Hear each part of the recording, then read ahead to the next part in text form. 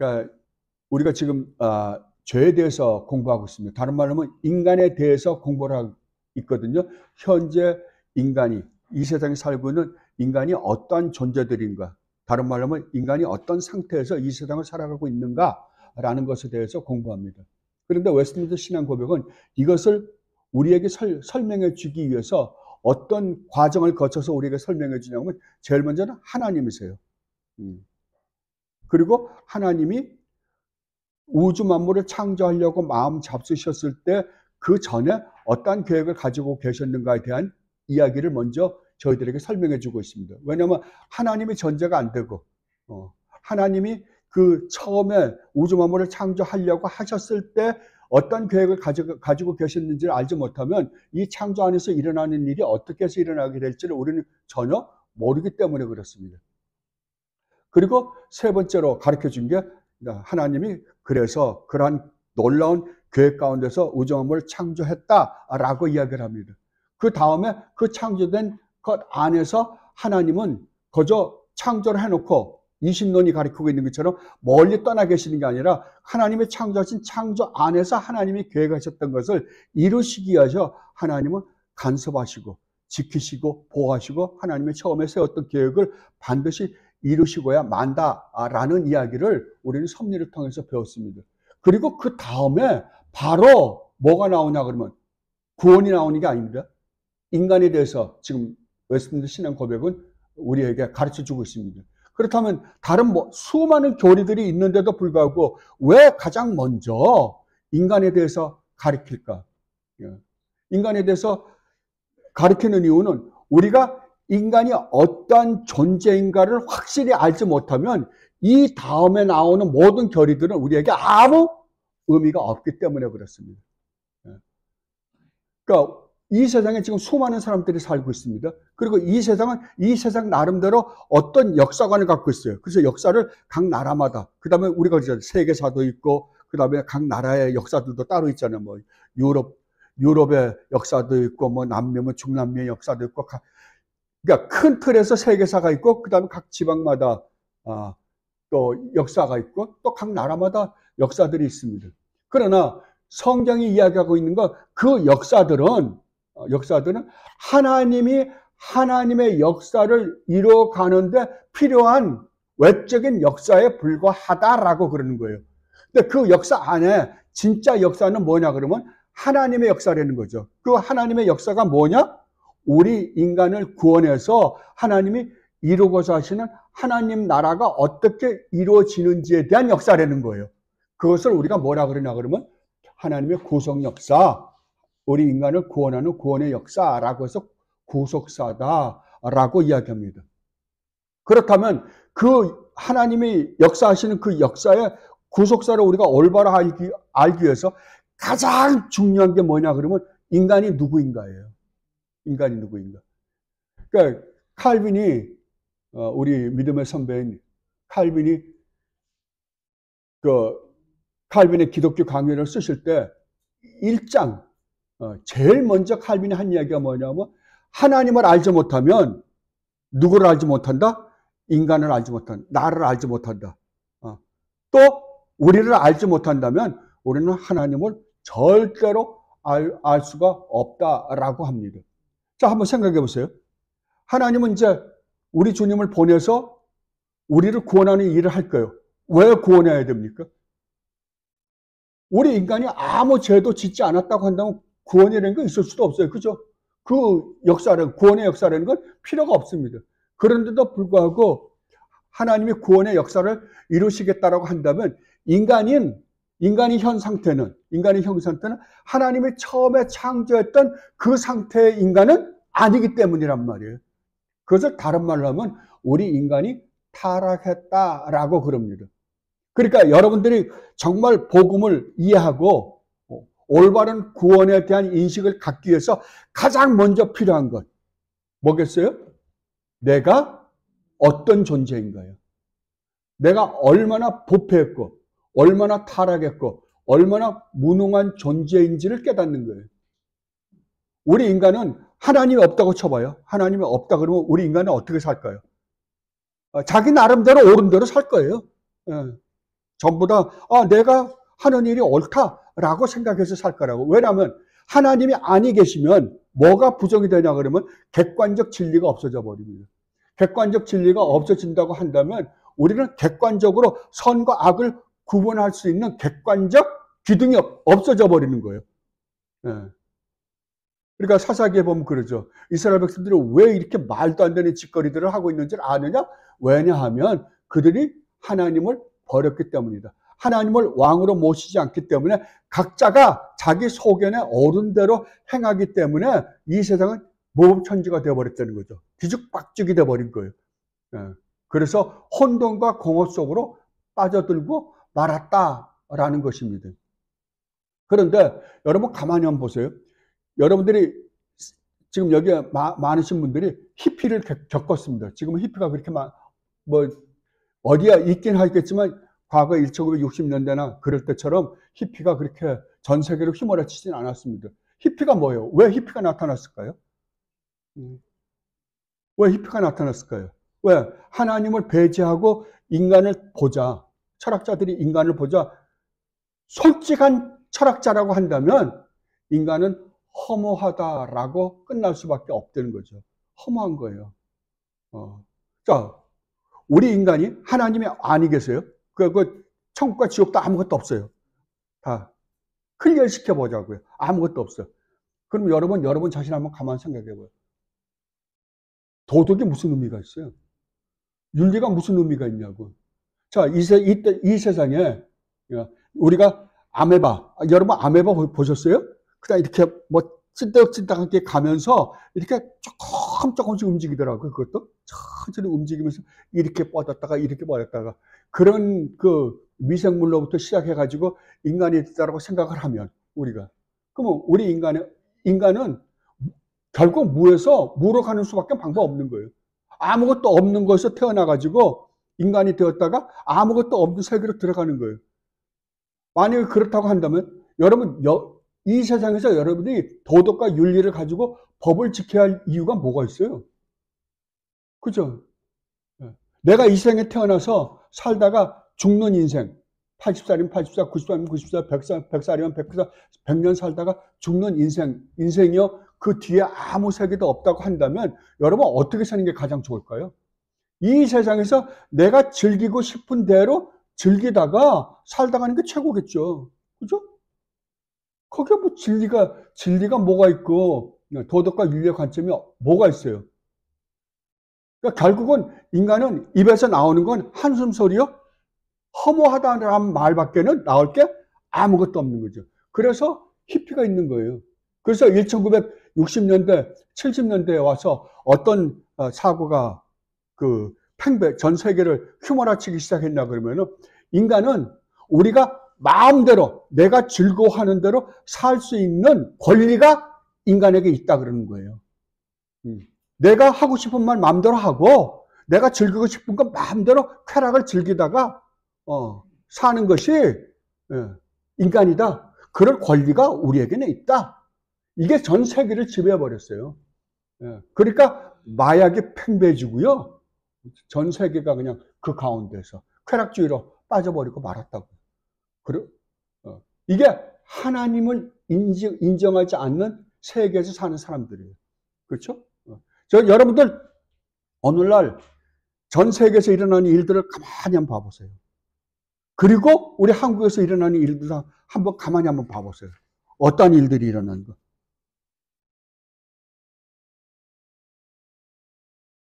이 사람들 지금 여기 이 세상에 하나님을 인정하지 않는 사람들이 갖고 있는 사고가 뭔 줄 압니까? 만약에 하나님이 계시다고 한다면 우리가 하나님 앞에 어떤 죄를 지었어요. 죄를 지었다고 한다면 그 죄에는 반드시 성경은 뭐라 그래요? 책임이 따른다예요. 근데 내가 죄를 지은 대상이 없다고 생각을 하면 어떻게 될까요? 내가 죄에 대한 책임이 없는 거죠. 죄에 대한 책임이 없어요. 죄에 대한 책임이 없다고 한다면 나는 그 죄에 대한 책임이 없으니까 죄에 대한 양심을 깨달을 수 있을까요? 없을까요? 없죠. 그게 무슨 양심이 필요해요? 그러니까 무슨 생각이 있냐 그러면 내가 하나님을 인정을 하지 않으니까 내가 무슨 짓을 해도 죄에 대한 책임이 없으니까 나는 뭐라고 생각할까요? 나는 무죄다예요. 무죄다예요. 이게 지금 오늘날 여러분도 눈앞에서 팽배하게 일어나고 있다니까요. 죄를 지었는데 죄 지은 놈들이 더 큰 소리 치는 거예요. 내가 무슨 죄를 졌어? 네가 생각할 때 죄지 내가 생각할 때 죄가 아닌 거예요. 왜? 내가 죄책을 느끼지 않으니까. 죄책을 느끼지 않으면 난 뭐예요? 난 무죄예요. 무죄. 누가 나보고 뭐라 그래요? 이게 객관적 진리를 부정하니까 그래요.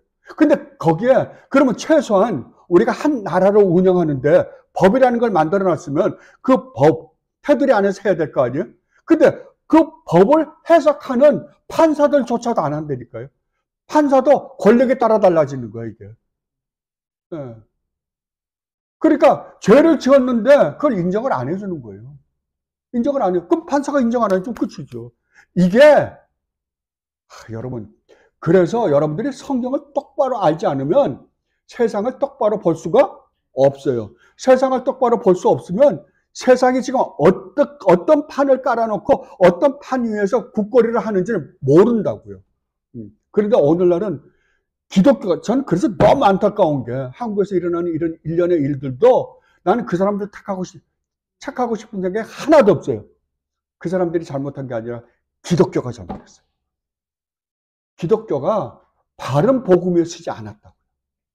딴 사람들이 하나님을 부정하는 것 이상 그들도 하나님을 믿는다라고 하는데 진짜 하나님을 믿질 않고 자기네들이 원하는 하나님으로 바꿔서 오늘 목사님이 말씀하신 것처럼 지금 우리가 주님이 광야에서 시험 받은 3가지 시험을 보잖아요. 그 3가지 시험을 똑같이 하고 있는 거예요.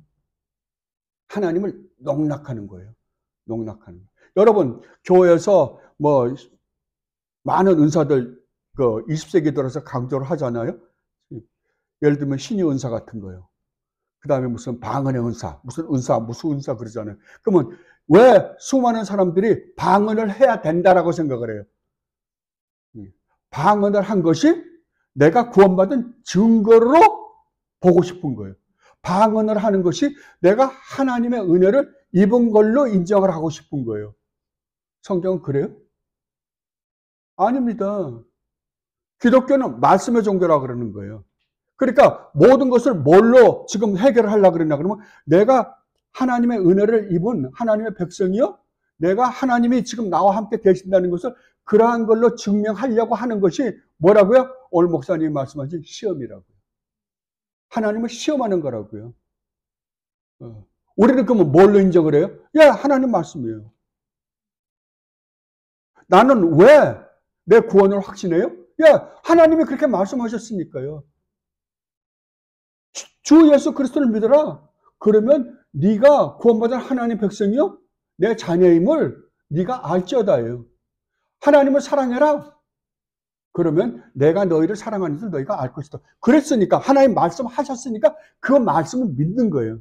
그래서 기독교는 믿음의 종교지 체험의 종교가 아니라고요. 그런데 내가 하나님을 믿고 그 다음에 내가 하나님으로부터 지금 살아서 하나님과 함께 아름다운 관계를 가지고 싶어 하는 건 모든 걸 뭘로 하냐 그러면 내 감정적 느낌, 내 체험을 가지고 해결하려고 그러니까 기독교가 뭘로 빠질까요? 결국 무당 종교로 빠져요. 결국 무당 종교. 하나님 말씀하고는 아무 의미 없죠. 하나님 말씀도 내가 체험이 되지 않으면 아무 의미가 없다라고 그러는데 그렇습니까? 이건 여러분이 하나님 말씀으로 인정한다고 해서 이게 하나님 말씀이 되고 여러분이 인정 안 한다고 해서 하나님 말씀이 안 되는 게 아니라고요. 아니에요. 여러분이 하나님을 인정하면 하나님이 계시고 여러분이 하나님을 인정 안 하면 하나님이 안 계세요? 아니에요. 여러분이 계시고 안 계시고 인정하고 안 하고 상관없이 하나님은 계시는 분이에요. 하나님 계신 분이에요. 제가 항상 여러분들에게 말씀드리지만 하나님의 우주 만물을 창조했고 우리 인간을 하나님의 형상대로 창조했다라고 하시면 우리 인간은 이유가 없다니까요. 오늘 목사님이 설교에서도 말씀하신 것처럼 이유가 없어요. 우리는 반드시 하나님 말씀에 순종해야만 하는 존재예요. 하나님은 우리에게 은혜를 베풀고 안 베풀 거는 하나님 자유예요. 우리에게 그 자유가 있지 않다고요. 왜? 우리가 피조물인 이상은. 하나님을 인정하는 이상은요. 그러니까 우리가 하나님을 인정하는 이상은 우리 인간이 어떤 존재인가를 성경 안에서 정확하게 이해를 해야 돼요. 정확하게 이해를 할 때 여러분들은 이 세상에서 지금 돌아가고 있는 일련의 일들도 여러분들이 온전히 이해할 수 있어요. 정말 기독교 안에서 누구는 진보파, 누구는 보수파 이러는데 하나님의 말씀을 보면 여러분 진짜 의미 없어요. 진짜. 보수나 진보나 하고 있는 거 보면 엉망진창이에요. 그런데 하나님께서 이런 현상들을 우리에게 왜 보여주신다고요? 그들이 잘못했어요? 아니에요. 교회가 잘못해서 그래요. 교회가 타락해서 그래요. 그러면 교회가 그러한 모습을 보면서 우리가 마땅히 살아야 할 삶을 하나님의 살지 않기에 하나님이 한국 교회를 이렇게 무시무시하게 다루고 있구나 라고 해서 우리가 회개하고 돌이켜야 되는데 그래요? 아니에요. 제가 만나는 목사님들 보니까요. 누구는 진보가 옳다고 야단 법석 치고요. 누구는 보수가 옳다고 야단 법석 치고 있는 모습을 전 굉장히 많이 봤어요. 똑같이 개혁주의입니다. 두 사람 다가 개혁주의예요. 근데 성경이 그런 거 가르쳐요? 성경이 정치에 참여하라고 가르칩니까? 성도는 아닙니다. 우리가 여기 한국에 살고 있으면서 한국의 한 백성으로서 여러분들이 한국이 이랬으면 좋겠다. 이 사람들은 왜 이렇게 행동을 해? 라고 평가를 할 수 있습니다. 그냥 그리스도인은 아닙니다. 그리스도인은 항상 하나님 앞에서 내가 어떻게 살고 있는가를 항상 점검해 봐야 돼요. 그러려면 어디서도 출발해야 된다? 예, 내가 누구인가서부터 출발해야 돼요. 성경이 우리를 뭐라 그러는가? 자, 오늘은 5항 6항을 살펴보면서 인간이 누구인가에 대해서는 마치고자 합니다. 자, 그러면 208페이지에 제가 여러분들에게 이거 길게 20페이지나 되는, 이번 딱 20페이지더라고요. 20페이지나 되는 이거 녹록치 않아요. 보통 이런 책으로 해서 하면 이거 몇십 페이지짜리예요. 왜 여러분들에게 이걸, 이런 정보들을 여러분들에게 드리냐고 하면 여러분들이 성경을 가지고 우리가 믿어야 되는 내용들을 여러분 스스로가 뽑으려고 그러면 뽑기 어려워요. 그런데 또 이걸 막상 공부해 보려고 하면 한 주제만 갖고도 수없는 책들을 섭렵을 해야 돼요. 그래서 되도록이면 여러분에게 제가 이미 공부하고 있으니까요. 공부한 것들 여러분들에게 타입 쳐서 여러분들에게 드리면 여러분들이 나중에라도 또 하나님 말씀을 계속 죽는 날까지 공부할 거니까 공부하면서 이건 내가 잘못 이해하고 있는가 할 때 이걸 찾아서 여러분들이 참고서로 한번 보게 하기 위해서 제가 여러분들에게 타이프를 쳐서 드린 거거든요. 그러니까 여러분들도 읽어보시고 정말 성경에 말하고 있는 인간, 성경에 말하고 있는 죄가 무엇인지를 올바로 깨닫고 정말 그 안에서 여러분들의 신앙을 하나하나 정리해 나갔으면 좋겠다라는 생각이 더 제가 포리트모를 드렸으니까 여러분 집에 가서 읽어보시기 바랍니다. 자, 그러면 208페이지 1항서부터 다시 한번 읽어볼게요. 우리의 시조들은 사탄의 간계와 시험의 유혹을 받아 금지된 실과를 먹음으로 범죄하였다. 하나님께서는 그들이 범한 이 죄를 그의 지혜롭고 거룩한 계획을 따라 기쁘게 허용하셨는데 이는 그것을 명령하시어 그 자신의 영광을 드러내시기로 이미 계획하셨기 때문이다. 이 세상에 죄가 어떻게 해서 들어오게 되었는가? 하나님은 그거를 왜 허락하셨는가? 허락한 이유가 무엇인가에 대해서 설명하고 있습니다. 그리고 이 항에서는 이렇게 말합니다. 이 죄로 말미암아 그들은 본래의 의를 잃게 되었고 하나님과의 교통도 끊어지게 되었다. 그래서 죄로 죽게 되었고 영과 육의 모든 기능들과 기관들이 전적으로 더럽혀지고 말았다. 처음에 아담과 하와가 지은 죄로 말미암는 결과가 이 땅에 우리 인간에게 어떻게 일어났는지를 그걸로 말미암아 우리가 손해를 본 것들이 무엇인지에 대해서 설명하고 있습니다. 그리고 사망에서 뭐라 그러냐 그러면 그들이 온 인류의 시조이기 때문에 그들이 범한 이 같은 죄책은 모든 후손들에게 전가되었고 그로 인하여 바로 그 사망과 부패한 성품이 통상적인 출생법에 의하여 그 시초들에게서부터 후손들에게 유전되었다. 그러면 처음에 아담과 하와가 지은 죄가 그 후손들, 아담과 하와 이후에 태어난 모든 인류에게 어떻게 전가되는지 어떻게 적용이 되는지에 대해서 설명하고 있습니다. 그리고 사항에서 이 근본적인 부패로 말미암아 우리는 선을 행하고자 하는 마음을 전혀 가질 수 없고 행할 능력도 없고 선한 것이 그 속에 없으며 전적으로 악을 행하는 성향만이 있으므로 여기에서 모든 실제적인 범죄들이 나오게 되었다. 그러니까 처음에 아담과 하와가 지은 죄로 말미암아 그 후에 태어나는 모든 인간은 아브라함과 하와가 아브라함이 하나님의 말씀을 어기고 죄인인 상태, 죄를 지은 죄인인 상태로 전락한 그 상태 그대로 누가 태어난다? 후손들이 태어난다 그러는 거죠. 그 상태 그대로. 그 상태입니다. 상태 그대로 태어난다라고 이야기를 합니다. 그러니까 아담은 이제 타락하고 나니까 죄인이 된 거예요. 하나님께 죄를 지어서. 그래서 부패하고 타락했어요. 그 상태로 우리가 태어난다고 한다면 우리는 태어날 때부터 어떤 존재로 태어나는 거예요? 예, 여러분들이 왜 김씨고 이씨고 선씨고 전씨고 그랬습니까? 왜냐하면 전체 집안에서 태어났으니까요. 이씨 집안에서 태어났으니까요. 그러면 아담이 죄인이에요. 그러면 아담 집안에서 태어난 모든 자는 뭐다? 여러분들이 왜 한국 사람입니까? 왜? 한국 사람으로 태어났으니까 그렇잖아요. 그죠? 영국 사람은 영국 사람처럼 태어났잖아요. 우리가 왜 죄인이냐 그러면은 죄인이 아담의 후손으로 태어났기 때문에 죄인이 되는 거죠. 그러면 그 태어난 사람의 성품은 어떻게 변했느냐? 우리는 선을 행하기보다는 악을 행하고 싶어 하는 경향이 선이 전혀 없다는 게 아니에요. 있긴 있어요. 그러나 선을 행하고 싶어 하는 경향보다는 악을 짓고 싶어 하는, 죄를 짓고 싶어 하는 성향이 훨씬 강하다라고 그러는 거예요. 훨씬 강하다. 여러분 가만히 보세요. 그러면 어떤 분들은 그렇게 생각해요. 나는 안 그런데. 여러분 여기 라스베가스 좋아하시는 분들도 있습니다. 라스베가스 가는 거하고 여기서 말하는 선과 악이라는 거는 1차적으로는 우리끼리가 아니에요. 인간과 인간끼리의 관계에서 짓는 죄나 인간과 인간끼리의 관계에서 행하는 선은 아니에요. 하나님과의 관계에서 지금 말씀을 하는 거거든요. 자, 여러분 여기에 오늘 라스베가스 가서 놀다 올래? 거기 쇼도 요새 좋은 거 들어왔대. 그런데 또 한편에서는 오늘 하나님 말씀을 묵상하고 그렇게 한번 살아봐 하루를. 그거하고 둘 중에 하나를 선택하라 그러면 여러분 뭐가 더 좋습니까? 솔직하게 얘기해 보여요. 고스톱 치러 가는 게 좋아요? 아니면 교회 가는 게 더 즐거워요? 어느 게 더 즐거워요? 예, 우리는 라스베가스 가는 걸 훨씬 좋아합니다. 왜? 우리가 선천적으로, 천성적으로 그거를 좋아하는 자들이에요. 예.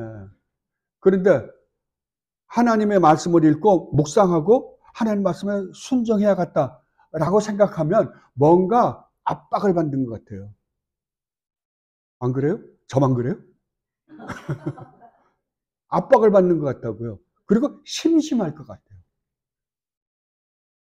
그런데 나중에 거듭나서 보면 달라요. 거듭나서 보면 이 악을 행하고자 하는 성향도 있지만, 아직까지 성향도 있지만, 내가 하나님의 뜻을 쫓아 살고 싶은 상황이 더 강하게 나타나기 시작해요. 있는데, 강하게 나타나기 시작해요. 그리고 뭘 맛보냐 그러면은, 라스베가스 가서 재밌게, 근데 가보세요. 여러분 가서 실컷 잘 놀았어요. 나중에 집에 오면 꼭 후회를 해요. 친구들하고 나가서 골프 쳐요. 그리고 그 저녁에 저녁 먹고 술 한잔 먹고 들어오면 뭔가 재미나는 것 같아요. 그죠? 그날은 잘 놀은 것 같아. 골프도 쳤겠다. 저녁도 친구들하고 먹으면서 떠들면서 노래방까지 가서 노래하고 그 다음에 실컷 재밌게 놀다 오면 좋을 것 같죠. 경험을 전혀 안 해보신 분들처럼. 근데 이상하게 그 다음날 되면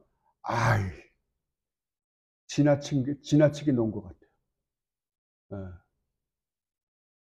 그런데 나중에 진짜 거듭나서 주님을 알고 난 다음에 이 두 가지를 놓고 그 다음에 우리는 끊임없이 결정을 해요. 결정하는데, 내가 이거에 너무 좋아. 가고 싶은 마음이 있어요. 그런데, 그래. 오늘은 그렇게 하지 말고 하나님 말씀에 순종하고 하나님 말씀 묵상하고 오늘 하나님께서 살아낸 대로 한번 살아보자라고 했을 때, 여러분, 제가 개런티 할 수 있어요. 여러분, 반드시 경험하게 되어 있습니다.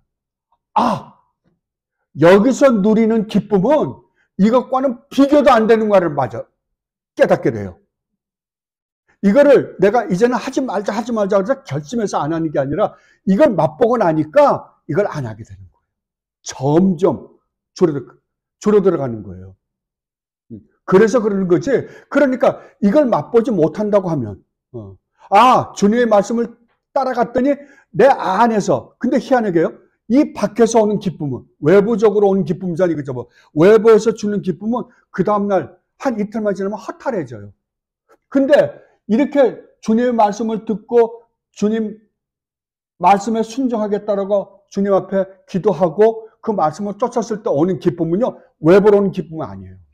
제 경험상 그래요. 외부로 오는 기쁨이 아니라 안에서부터 생수가 생수라는 게 뭘 좋아하죠? 흐르는 물이에요. 흐르는 물. 흐르는 물을 생수라 그러거든요. 우리 안에서부터 용서전치는 희한한 희열이 있다고요. 그래서 일을 못 가는 거예요. 못 가는 거예요. 왜냐하면 이게 훨씬 큰 거니까. 이거는 진짜 오래 가요. 근데 그게 오래 가는 게 영원히는 안 가요. 근데 외부에서 오는 것보다는 훨씬 오래 가요. 외부에서 오는 거는 그냥 없어져 버리고 말지만 이건 안에서부터 오는 기쁨이기 때문에 점점 이쪽으로 가서 결국은 내가 저거는 나에게는 의미가 없다. 이제는 정말 주님을 사랑하고 주님 말씀에 순종하는 것이 진짜 나에게 기쁨이요 나의 행복이구나 라는 걸 고백하게 된다고요. 이게 제가 만난 기독교였어요. 이게 너무 좋아요. 저 진짜 제가 좋아요. 이거 저 노는데 잘 놀았거든요. 그런데 정말 주님을 만나고 나니까 그게 아니더라고요. 주님이 말씀하시잖아요. 내가 주는 기쁨은, 내가 주는 평안은 세상에 주는 것과 같지 않다라고. 그게 사실이었다니까요. 그러니까 성도는 누구냐? 성도는 태어나면서부터 성도는 자기가 거듭나기 전에 세상적으로 처음에 볼 때에는 이쪽으로 가는 게 그러니까 죄를 짓고 싶어하는 성향이 그렇게 스트롱했었는데, 강했었는데 거듭나자 여기로 가고 싶어하는 그 성향보다는 일로 가고 싶어하는 성향이 처음에 이기진 못해요.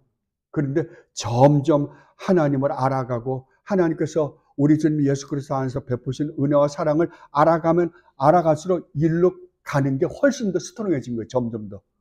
그것을 우리가 뭐라 그러냐 그러면은 성화다 그러는 거예요. 그런데 이게 죽는 날까지, 그러면 거의 죽는 날 가까워지면 정말 그럴듯한 존재가 됩니까? 아니에요. 죽는 날까지 이 성향이 없어지지 않아요. 우리의 발목을 잡아요. 그리고 사탄은 우리가 그러한 약점을 가지고 있는지 알기 때문에 끊임없이 그 약점을 이용해서 우리를 하여금 여기서 끄집어내려서 일로 눈을 돌리게끔 끊임없이 해요. 그때마다 우리는 어떻게 한다? 하나님 말씀을 가지고 그건 아니었어. 그때 내가 누렸던 기쁨은 한계가 여기야. 그러나 이 주님으로부터 오는 기쁨은 이 희열은 이것과는 좋게 비교가 되지 않는, 사도 바울의 논증이잖아요. 좋게 비교가 되지 않는다. 그걸 알기 때문에 나는 이렇게 갈 수밖에 없어. 그걸 시험을 이기고 가는 거잖아요. 그러니까 우리 안에 여러분들이 정말 거듭난 하나님 백성이라 하더라도 여러분 분명히 알아야 될 거는 나 안에는 본성적으로 뭐가 있다? 죄를 짓고 싶어하는 성향이 아직 남아있다는 것을 여러분이 인식할 때 그러면 이건 아니다. 이건 아니다. 내가 이 일을 해야 된다라고 주님의 말씀을 쫓아갈 것입니다. 그게 이제 사항에서 우리에게 가르쳐주고자 하는 논증이에요. 그리고 5항에서는 이렇게 이야기합니다. 이러한 본성의 부패는 이 세상을 사는 동안에 중생한 사람들 안에도 남아있다. 그리고 그 부패함이 그리스도를 통해서 용서받고 억제되어 있다 할지라도 본성 자체와 본성에서 비롯되는 모든 행동들은 참으로 그리고 완전히 죄인 것이다. 여기서 첫 번째 뭐라 그래요? 이러한 본성의 부패는 죄를 짓고 싶어 하는 우리의 성향은 이 말이잖아요. 이 세상을 사는 동안에 중생한 사람, 거듭난 사람, 구원받은 하나님의 백성들 안에도 어떻게 한다? 남아있다. 언제까지요? 죽는 날까지요. 남아있다. 그러니까 구원받은 하나님의 백성들의 현 상태가 어떠한 상태이냐라는 거예요. 자, 구원받은 하나님 백성은 구원받은 하나님 백성은 죄를 지었으나 죄에 대한 책임이 있다 없다? 없습니다. 왜? 우리 주님이 그것을 다 상살했기 때문입니다. 왜냐하면 죄값은 사망인데 내가 죄를 지은 것에 대한 형벌을 받아야 되는데 그 형벌을 우리 주님이 대신 받았기 때문에 우리는 더 이상 그 형벌을 받지 않는다는 거죠. 그리고 이제 죄의 지배로부터 해방되었다 이거. 자, 구원받지 않은 사람들은 죄의 지배를 받습니다. 그래서 죄의 종이라고 우리 주님이 분명히 말씀하십니다. 그렇다면 누가 왕이에요? 예, 사탄이 왕이에요. 다른 말로 하면 사탄, 죄의 지배를 받는다는 것은 거짓의 아비인 사탄의 지배를 받는다는 거예요. 왜? 사탄의 나라 백성이니까. 그러나 성도는 사탄의 종이었던 사탄의 수하에서 그 왕국에서 살았던 우리를 우리 주님이 끄집어내서 주님 나라로 옮긴 자들이에요. 그러니까 사탄의 지배를 받지는 않는다는 거예요. 사탄의 지배를 받지는 않는데 사탄의 속임수에는 넘어갈 수 있는 거예요. 속임수에는. 누구까지 시험했어요? 사탄이요? 예수님까지요. 뭐라고 시험해요? 네가 만일 하나님의 아들이었던 이 시험 고절합니다. 뭐라고 하죠? 네가 정말 구원받은 하나님의 백성이라고 한다면 해봐. 누가 저보고 그러더라고요. 너 앉아서 그러니까 어디 자리에 앉아서 이야기를 했어요. 그랬더니 이 친구가 성당 다니는 친구예요. 그 친구도. 야, 하나님이 있으면 전화해버려요. 지금. 하나님 있으면 전화해버려요. 그 사람 지금 전화해서 하나님 받으면 내가 하나님 있는 거 인정해 줄게. 참 무시무시하죠. 그게 자기 입에서 하는 이야기가 얼마나 무시무시한지를 인식을 못하는 거잖아요. 그게 인간이라니까 현재. 세 번째로 하나님 백성의 현 상태는 그러나 죄의 부패 혹은 오염으로부터는 아직 자유롭지 못한 상태에 있다. 그러나 우리가 하나님으로부터 죄의 지배를 받지 않고 그 다음에 죄의 그 책임으로부터도 해방됐다 하더라도 인간은 의인은 아닙니다. 우리가 의인이 아니에요. 우리는 왜냐하면 여러분들이 이제 밖에 나가보면 지방교회 사람들 만날 거예요. 구원파, 박옥수, 구원파 사람들도 많이 만나거든요. 그 위트니스 리 이런 친구들. 지금 신천지니 뭐니 쫙 깔려있잖아요. 그 사람들이 하는 이야기가 우리는 이제 죄의 용서를 받았기 때문에 우리가 의인이 됐다라고 가르쳐요. 근데 성경이 이야기하는 건 우리가 의인이 된 게 아니에요. 의인은 오직 한 분 우리 주님 예수 그리스도밖에 안 계세요. 근데 그분의 그 의를 우리에게 전가시킴으로 말미암아 우리가 의인이 된 게 아니에요. 우리는 죽는 날까지 죄의 오염에서 벗어날 수 있다 없다? 없다고요. 그러나 우리 주님 예수 그리스도의 그 의로 말미암아 의롭다 여김을 받는 거지 우리 자신이 의인이 되는 건 절대 아니라는 거죠. 이것에 대해서 로마서 7장에서 그 아래 보면 로마서 7장 있죠. 7장 14절 그 다음에 17절로 18절 23절에서 이렇게 이야기하고 있습니다. 우리가 율법은 신령한 줄 알거니와 나는 육신에 속하여 죄 아래 팔렸도다. 이제는 그것을 행하는 자가 내가 아니요 내 속에 거하는 죄니라. 내 속 곧 내 육신에 선한 것이 거하지 아니하는 줄 아노니 원함은 내게 있으나 선을 행하는 것은 없노라. 내 지체 속에서 한 다른 법이 내 마음의 법과 싸워 내 지체 속에 있는 죄의 법으로 나를 사로잡는 것을 보는도다. 자, 이 로마서 7장은 우리 개혁주의 안에서도 논쟁이 있는 성경 구절 중에 하나입니다. 여기서 나오는 사도 바울이 나라고 했을 때 그 나가 누구냐? 사도 바울이 예수님을 알기 전에 구원받기 전에 사도 바울의 상태냐? 아니면 구원받은 다음에 사도 바울이 자기가 지금 이 옛 죄를 짓고하는 성향과 지금 하나님의 말씀을 쫓아 살고 싶어하는 이 마음의 투쟁을 지금 묘사한 거냐라는 것에 대해서 많은 논증들이 있습니다. 그러나 우리가 그런 학자들이 그 논증하라 그러고요. 우리가 그 말씀을 그대로 읽어보면 사도 바울이 지금 로마서를 쓰고 있거든요. 사도 바울이 정말 구원받은 하나님의 백성으로서 자기 자신도 지금 사도 바울이면 정말 하나님 말씀을 얼마나 하나님 말씀대로 살려고 노력했겠어요. 사도 바울은 주님을 알지 못할 때에도 그 율법적인 하나님을 믿으면서도 사도 바울은 뭐라 그러면 만약에 너희들이 지금 알고 있는 그 율법, 너희들이 정한 율법의 기준으로 본다면 나는 흠이 없다라고 할 정도다. 그러니까 얼마나 성실하게 사신 분이에요. 그러니까 삶이 얼마나 깨끗했고 성실했는가라는 걸 아셨다고요. 그런데 주님을 알고 나자 사도 바울이 제일 먼저 깨달은 게 뭐예요? 자기는 그 전에는 율법으로는 내가 흠이 없는 자라고 할 정도로 깨끗한 삶을, 선한 삶을 살았다고 생각했는데 진짜 우리 주님 예수 그리스도를 만나고 나니까 뭘 깨닫게 됐냐 그러면 나처럼 더러운 놈이 없더라 이거예요. 내 안에 도사리고는 이 무시무시한 죄를 사도 바울 자기는 보지 못했었다라고 인정을 하는 거예요. 그래서 사도 바울이 신앙이 좋아지면 좋아질수록, 신앙이 좋아진다는 말은 그만큼 주님을 많이 알아가면 알아갈수록, 다른 말로 하면 주님의 그 거룩하신 주님 앞에 더 가까이 가면 가까이 갈수록 사도 바울은 뭘 느꼈냐 그러면 내가 얼마나 더럽고 추하고 지저분하고 사악한 존재인가를 아는 거예요.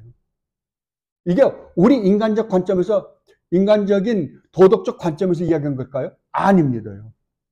하나님을 아는 지식으로 말하는 거예요. 하나님 앞에는 아무리 내가 아무것도 아닌 죄 같아도 하나님께 저지른 죄는 어떻다고요?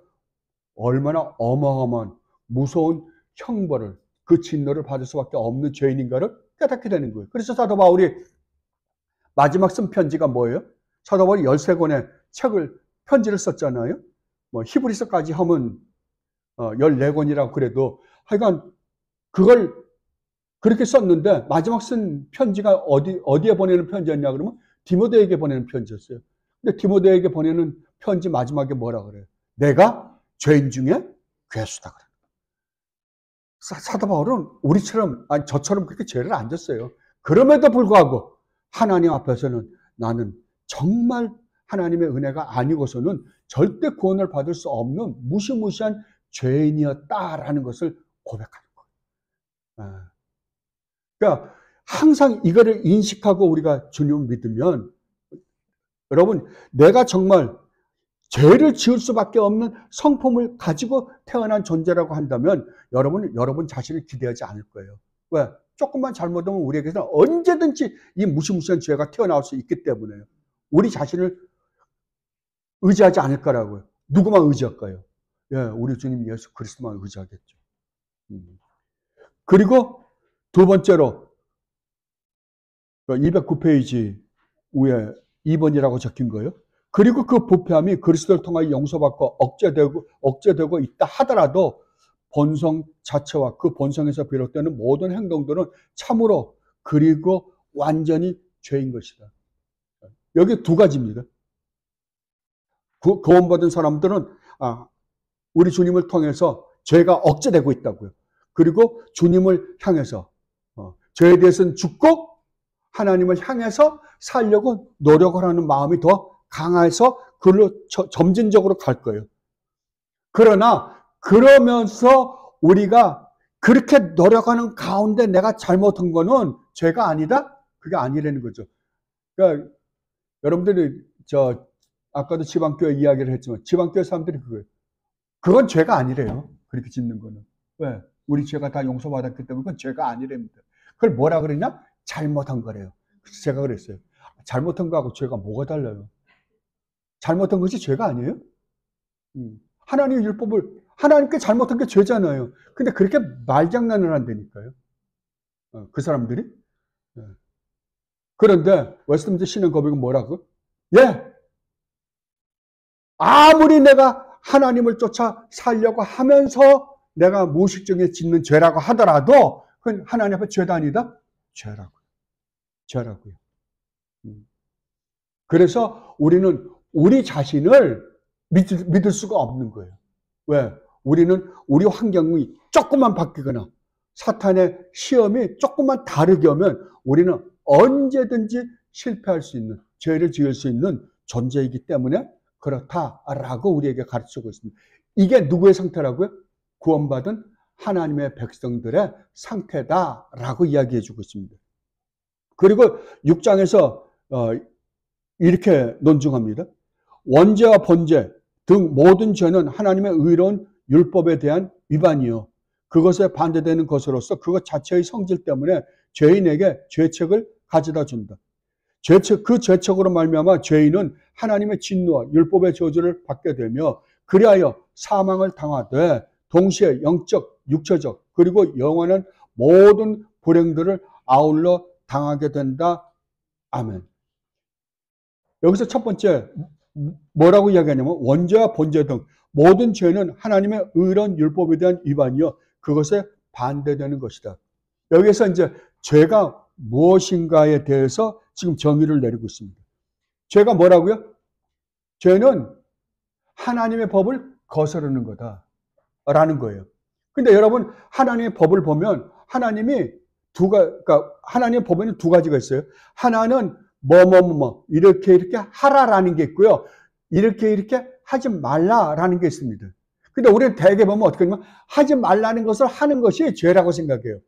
아닙니다. 하려는 걸 하지 않는 것도 똑같은 죄예요. 하나님의 말씀을 거역하는 것이거든요. 근데 우리는 보통 어떻게 생각하냐면 하지 말라는 걸 하는 게 죄라고 생각하는 거 아닙니다. 하나님이 내 형제 자매를 사랑해라 그랬는데 안 하면요. 무슨 죄죠. 죄예요. 똑같은 죄입니다. 하지 말라는 걸 어긴 거요. 똑같은 죄예요.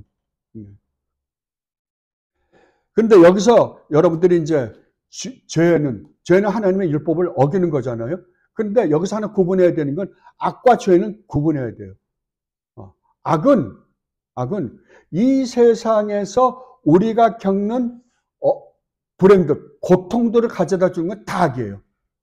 예를 들면 그러니까 자연에서 오는 거예요. 쓰나미, 폭풍, 지진, 화산 이런 것들이요.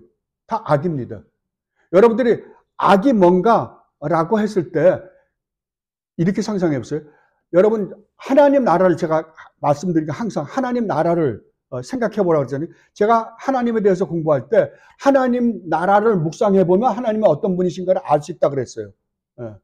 그러면 하나님 나라에 없는 거는 다 악이에요. 그죠? 하나님 나라에 지진이 있을까요? 없어요. 화산 폭발이 있을까요? 없어요. 그러니까 이 하나님 나라에는 병이 있을까요? 없어요. 죽음이 있을까요? 없어요. 이 모든 게 다 뭐라고요? 하나님 나라에 있는 것만 하나님의 선이요 하나님 나라에 있는 것이 선이라고 한다면 하나님 나라에 없는 건 이 세상에 있는 게 다 악이에요. 나머지는요. 그런데 그러면 죄와 악은 뭐가 다르냐? 악은 그게 악이에요. 그런 것들은 우리에게 피해를 줄 망정 죄는 아니란 말이에요. 그거는. 그러니까 사자가 짐승을 잡아먹는 건 악이지만 죄는 아니에요. 그럼 본성 자체에서 나오는 거기 때문에 죄는 아니에요. 그러나 이 악이 죄가 될 때에는 도덕적인 문제와 엮여 있을 때입니다. 도덕적으로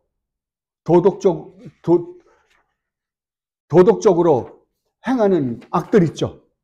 비도덕적으로 행하는 악들. 이것이 죄입니다. 이것을 죄라 그러는 거예요. 그렇다면 이 죄는 어디로부터 올까요? 우리 마음으로부터. 우리 주님이 그렇게 말씀하시잖아요. 우리 마음으로부터 와요. 왜냐하면 우리 마음 안에 이미 이 죄를 짓고 싶어하는 성향이 엄청나게 많이 있기 때문에 그렇습니다. 그리고 두 번째로 이 6항에서 말하고 있는 것, 두 번째로 6항은 이렇게 이야기하고 있습니다. 그것 자체의 성질 때문에 죄인에게 죄책을 가져다 준다. 그러니까 그 죄의 결과가 하나님 말씀을 율법을 어긴 것으로 말미암아 우리가 뭘 해야 된다? 우리가 저지른 죄에 대한 책임을 우리가 져야 된다는 거죠. 그 죄책으로 말미암아 죄인은 하나님의 진노와 율법의 저주를 받게 되며 그리하여 사망을 당하되 동시에 영적, 육체적 그리고 영원한 모든 불행들을 아울러 당하게 된다. 이 죄로 말미암는 죄의 결과가 뭐냐? 첫 번째 죄책이에요. 그러니까 죄에 대한 책임. 그러면 죄에 대한 책임은 뭐가 따른다? 네, 형벌이 반드시 따르게 돼 있죠. 하나님의 진노, 율법의 저주를 받게 된다. 그래서 그 다음에 어떻게 된다? 사망이 오게 되고 이 사망은 어떻게 오는가?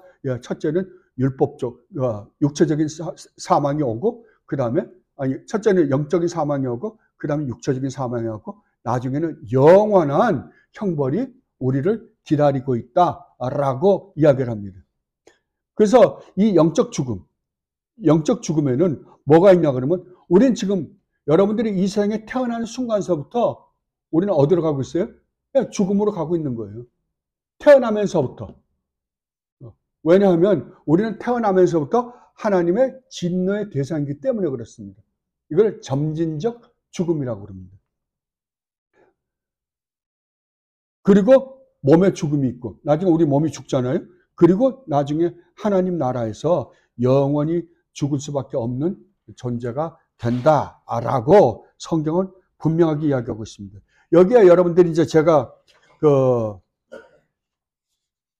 토마스 빈센트, 그러니까 토마스 빈센트 소요리 문답 해설집이나 그다음에 로이 존스 목사님 성부, 성자, 성령, 하나님이라고 쓴 조직 신학 책 같은 게 있어요. 하나님에 대해서 쓴 책이라든지 그다음에 후쿠마 교수가 쓴 후쿠마 교수는 참 좀 특이합니다. 우리 똑같은 개혁주의 한 획을 그은 신학자인데도 어떤 면 그분은 전인론을 가르치시는 분이기 때문에 그러나 개혁주의 구원론이라든지 개혁주의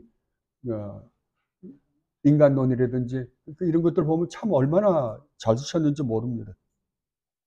그것을 제가 여러분들에게 포리트에서 제 나름대로 정리해서 드렸거든요. 여러분이 읽어보시기 바랍니다. 근데 이게 토마스 빈센트는 누구냐 그러면은 여러분 이거 웨스트민스터 신앙고백을 쓰신 분들이 누구예요? 청교도들이죠. 언제 쓰셨어요? 1540년대에 쓴 책입니다. 웨스트민스터 신앙고백은. 그때 계셨던 목사님이세요. 토마스 빈센트는. 그러니까 여러분들이 하이델베르그 요리문답 있죠? 오리시누스가 쓰신 하이델베르고요. 근데 제일 좋은 건요. 그분들이 쓴 책을 그분들이 해설하는 거예요. 그게 제일 정확하겠죠. 왜? 자기네들이 자기가 그걸 쓸 때 어떤 의도로 이렇게 썼는지에 대해서 자기가 이야기하는데 그만큼 정확한 게 어디 있겠어요. 그래서 저는 그렇게 생각해요. 오르시누스가 하이델베르그를 쓰셨다면 그분이 해설한 게 가장 정확해요. 그분 해설집이 아주 잘 나와 있습니다. 원광현 목사님이 나중에 번역을 하셨는데요. 정말 잘하셨어요. 그래서 그걸 보시면 여러분들 잘 이해할 수 있고요. 이것도 마찬가지입니다. 소요리 문답도 그때 당시에 같이 있었던 토마스 빈센트 목사님의 그 해설집을 보면 아주 잘 돼 있어요. 근데 이 목사님의 특징이 뭐냐고 아주 제가 보기에 참 잘하신 것 같아요. 이분은 어떻게 하냐면 그러니까 소크라테스가 그 제자들을 가르칠 때 선문답형으로 가르쳤다는 거죠. 선문답이 가장 좋다는 거예요. 그래서 저도 그렇게 생각해요. 어떤 때는. 성경을 정말 공부하려면 어느 걸 하나를 딱 찾아서 공부하는 것도 좋지만 어느 질문 하나를 가지고 끄집어내서 그 질문에서 질문을 연속으로 만드는 거예요. 예를 들면 하나님은 누구십니까? 라는 것부터 시작하든지 아니면 교회는 무엇입니까? 라고 시작하든지 아니면 인간은 누구입니까? 라고 시작한다. 어떤 질문이든지 상관없이 그걸 질문을 가지고 시작하면 성경 전체가 다 나옵니다. 성경은 참 놀라운 게 그거예요. 성경은 성경 안에 있는 단어 하나를 뽑으면요. 이 단어 하나만 나오는 게 아니라 성경 안에 있는 단어가 다 나옵니다. 다 나와요. 여러분 언제 한번 여러분이 질문을 만들어 놓고 한 문장, 아무 문장이든 하나 만들어 놓고 여러분이 거기에 대해서 대답을 한번 찾아보세요. 찾아보면 성경 다 나와요. 예를 들면 교회는 무엇입니까? 하나님의 백성들이 모인 곳입니다. 하나님 백성들은 누굽니까? 예수 그리스도로 말미암아 구원을 받은 사람입니다. 예수 그리스도는 누굽니까? 하나님이시며 참 사람입니다. 왜 그분은 하나님과 참 사람이 되셔야 됩니까? 설명 나오죠? 그럼 하나님은 누구십니까? 그렇게 하면요, 다 나옵니다. 줄줄이 뽑혀 나와요. 그러니까 여러분들이 집에서 혼자 훈련하면, 이제 여러분들 교회 오래 다녔잖아요. 그리고 여러분들 진짜 많은 거 배웠거든요. 성경 안에 있는 교리들 거의 다 배우셨습니다. 그러면 여러분이 실제로 한번 뽑아서 아무 단어 나요. 영광이 무엇입니까? 영광은 하나님의 성품이 드러나는 겁니다. 하나님의 성품은 무엇입니까? 그럼 우리 인간이 창조되었다는 게 하나님의 성품으로 창조되었다는데 하나님의 영광이, 하나님의 성품이 우리에게 어느 정도까지 우리에게 베풀어진 겁니까? 라고 여러분 계속 질문 만들어 보시라니까요. 질문 만들어 보면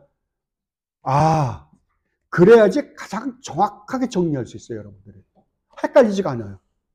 그런 훈련, 그런 방법을 가지고 토마스 빈센트가 이야기를 했어요. 그러니까 여러분들, 제가 이거 다 읽어드리지 못하니까 여러분들이 이제 6강까지 공부했습니다. 그럼 여기서 여러분들이 반드시 알아야 될 거는 여러분들이 어떤 존재다? 여러분들이 인정하던 인정. 나는 그래도 나는 착하게 살았는데. 시모 우리 형제를 보면 항상 그래. 너무 착하게 살다 보니까 착하고 올곧게 살았다고 생각을 해요. 아닙니다.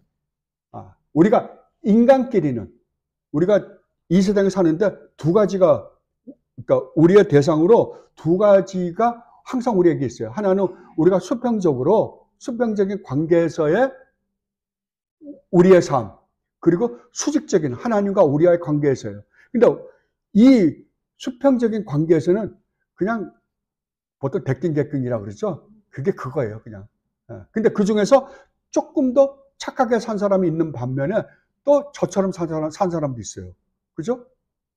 조금 더, 그러니까 조금 더 이쪽에 노는 거죠. 조금 이상한 데 가서. 그런 사람들이 있을 수 있잖아요. 조금 차이가. 그런 것에서 저 사람 조금 선하다, 착하다, 이건 좀 지나치다 라고는 할 수 있어요. 그러나 하나님과의 관계에서는 절대 안 됩니다. 그건 안 돼요. 그러니까 여러분들이 여러분의 자신을 인식하는 것은 누구와의 관계에서 여러분들이 인식해야 되냐면 하나님 앞에서요. 하나님 앞에서요. 그러니까 여러분들이 하나님을 인정하는 순간 여러분들은 하나님의 심판대 앞에 반드시 서야만 하는 사람들이에요. 안 서는 사람 하나도 없습니다. 몽땅 이 세상에 태어난 모든 인류는 다 하나님 앞에 서게 되어 있습니다. 그렇다고 한다면 그 하나님 앞에 섰을 때 나는 어떠한 모습으로 설 수 있을까? 이것을 항상 묵상하시기 바랍니다. 그걸 어디서부터 출발해라? 웨스트민스터 신앙 고백을 만드신 우리의 믿음의 선배들은 어디서부터 출발하기 바라냐? 그게 성경이 말하고 있는 거예요. 사도 바울도 복음을 전하려고 할 때 제일 먼저 로마서를 우리에게 소개했잖아요. 로마서를 쓰면서 뭐라 그래요? 어디서부터 다뤄요? 그러니까 복음이 무엇인가를 1장에서 설명을 함과 동시에, 서론이에요. 서론에서 함과 동시에 제일 먼저 지적하고 있는 게 뭐냐면 하나님의 진노예요. 하나님의 진노는 우리가 죄인이라는 걸 전제하지 않으면 하나님의 진노는 있을 수가 없습니다. 그죠? 하나님의 진노. 그런데 오늘날에는 이 하나님의 진노가 없어져 버렸어요. 여러분, 하나님의 진노가 언제부터 없어진 줄 아십니까? 이 하나님의 진노를 제일 많이 강조했을 때가 우리 기독교 역사에서, 특히 종교개혁 이후에 언제였냐 그러면 청교도 때 이게 심각하게 인식하게 됐고요. 이 심각하게 인식된 것을 가장 설교에서 많이 노출시켜서 표현하신 분들이 누구냐 그러면은 18세기 때 조나단 에드워즈, 그 다음에 존 웨슬레, 조지 위필드, 이런 목사님들, 그때 당시에 전 세계 대각성 운동을 일으키셨던 그분들이 어떻게 해서 대각성을 일으키게 되었어요? 인간이 얼마나 하나님 앞에 부패하고 타락했는지, 그 죄로 말미암아 인간이 받았어야 될 하나님의 진노가 얼마나 무시무시한지에 대해서 가장 잘 묘사한 거예요. 그래서 그때 신학을 뭐라 그러냐면 공포신학이라고 합니다. 공포를 조장했다 그래서. 그래서 조나단 에드워드 목사님 같은 분은 무슨 이야기까지 들었냐면 사디스트다. 남을 공갈 협박을 해가지고 그 사람이 두렵고 놀라우는 걸 보고 희열을 느끼는 사람이다. 그래서 그 사람 설교를 그렇게 한 것이다. 그래요? 아닙니다. 그러면 사도 바울도 사디스트게요. 사도 바울도 처음부터 진노의 자녀라 그러니까. 사도 바울 계속해서 그러잖아요. 너희는 본질상 죽일 놈들이다. 하나님의 진노의 자녀다라고 이야기하잖아요. 그러면 사디스트입니까? 아니에요. 왜 그렇게 해요? 예, 이것이 우리가 지금 처해 있는 우리 인간의 현실이기 때문에 그렇습니다. 현실입니다. 그러니까 이것을 내가 인식하지 못하고는 복음이 들어올 수 있는 가능성이 있다 없다? 없다. 네. 없다고. 그러나 내가 하나님 앞에 어떤 존재였으면, 내가 얼마나 하나님 앞에 무시무시한 죄를 지은 존재인가를 안다라고 한다면 우리는 내가 할 수 있는 모든 방법을 다 포기할 거예요. 그러면 내가 할 수 있는 방법을 극대화시켜서 다 한다 하더라도 하나님의 그 진노를 누그러뜨릴 수 있는 방법이 나에게는 전혀 없기 때문이에요. 그러면 하나님이 나를 향하여 갖고 계신 하나님의 그 무시무시한 진노를 누그러뜨릴 수 있는 유일무이한 방법은 뭐밖에 없을까요? 우리 주님 예수 그리스도밖에 없어요. 우리 주님의 십자가밖에 없어요. 그래서 십자가 앞에서 주여 나는 죄인으로소이다. 나를 불쌍히 여기소서. 나에게 은혜를 베풀어 주시옵소서 라고 할 수밖에 없다는 거죠. 이게 제가 만난 기독교였어요. 전 너무 놀랐어요. 이거구나. 만약에 이게 사실이라고 한다면 이 복음은 내 전 인생을 걸고 주님을 섬긴다고 하더라도 나는 할 말이 없다. 할 말이 없다. 어떻게 이런 은혜를, 하나님이 이런 은혜를 마련할 수 있는가? 한번 생각해 보세요. 가능합니까? 근데 우리는 입으로만 믿어요. 진짜로 안 믿는다니까요. 입으로 믿어요. 믿는 척하고 교회를 가요. 그런데 정말 내가 누구인가를 묵상해보고 그 죄로 말미암아 내가 받아야 될 하나님의 그 무시무시한 진노를 내가 묵상해보면 나는 뭘 붙들 수밖에 없다. 십자가에 매달려 우리 십자가를 바라볼 수밖에 없다는 거죠. 그때 우리에게 오는, 우리 주님 예수 그리스도로 말미암아 우리에게 오는 그 구원의 놀라운 축복은 우리가 이 세상에 갖고 있는 모든 것, 내 목숨까지 다 바쳐서 사나 죽으나 먹으나 마시나 우리 주님을 위하여 산다 하더라도 우리는 어떻게 뭐라고 고백할 수밖에 없다. 예, 주님, 나는 무익한 종입니다. 주님의 은혜가 나 되게 했습니다. 라는 고백을 할 수밖에 없다는 거죠. 정말 이제 우리가 우리 인간이 누구인가를 공부했으니까 정말 우리 인간을 올바로 알고, 아니 내 자신을 올바로 알고, 정말 이름에도 불구하고 나 같은 죄인을 살리기 위하여 이 땅에 오신 우리 주님 예수 그리스도를 바라보고 그 은혜를 깨닫고 정말 주여 감사합니다. 나는 주님을 찬양할 수밖에 없습니다. 내 전 인생을 주님께 바칩니다. 라고 고백하면서 하는 여러분들이 되시기를 진심으로 바랍니다. 기도하겠습니다.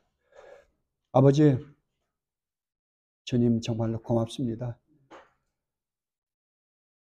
그렇습니다.